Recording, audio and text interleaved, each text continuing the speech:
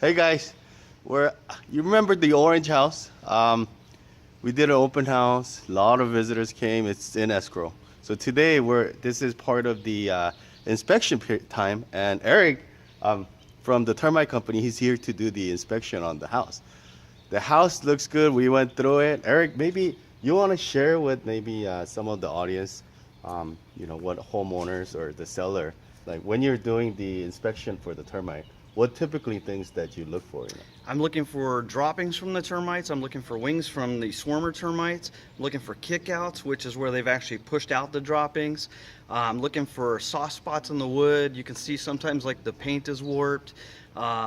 Different things that just stick out to me as an inspector that, just I go through the whole thing. And I'm also looking for like water leaks. I'm also looking for holes in your ducting. I'm looking for any conducive conditions that are gonna basically create a bad situation for the homeowner. Okay. So I look at everything. Okay. So basically we have this jacuzzi gazebo, and you wanted to show us the termite in there. Okay. Yeah. Let's go over there. You'll see the main reason why they've got the termites in there is because of the moisture in there. You can actually see moisture on the ceiling of this building. Okay. And it's basically just contained in here. So the wood gets nice and soft for the termites. You can see here at the base where it's literally eaten open. And there's a pile of droppings right here that, and those are the droppings, right? Those are the droppings from the termite. Yeah. And then as you go in here, you can see moisture, a lot of precipitation on the ceiling itself. Okay. And what'll happen is you get termites in all this wood, and there'll be stuff like that right there where it's opened up. Oh wow! I see. That is like termite infested. All the way down this, holes all the way down. Look at that! Wow!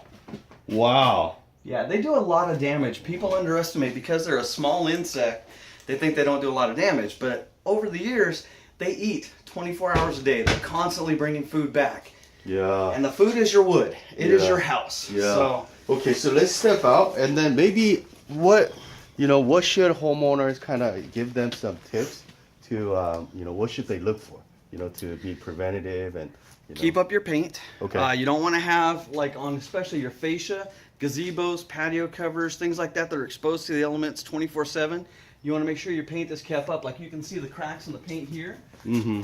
That's what we call a conducive condition. What can happen is as the paint opens up, it opens up for termites to get in there. So when the termites swarm, those are new kings and queens that are coming out to make new nests. I see. They look for places like that to get through, get into the wood, and make new nests. So if you keep up your paint, keep moisture off of it, direct sprinklers away from your walls, make sure that any runoff from the rain isn't getting into the wood, different things like that, little things really help. But the paint, caulking cracks like you can see on this patio cover across the way, they're not keeping up on their paint. And literally they should be caulking all those cracks in between, because they're going to get moisture damage and they're going to end up getting termites because of those cracks and the open wood.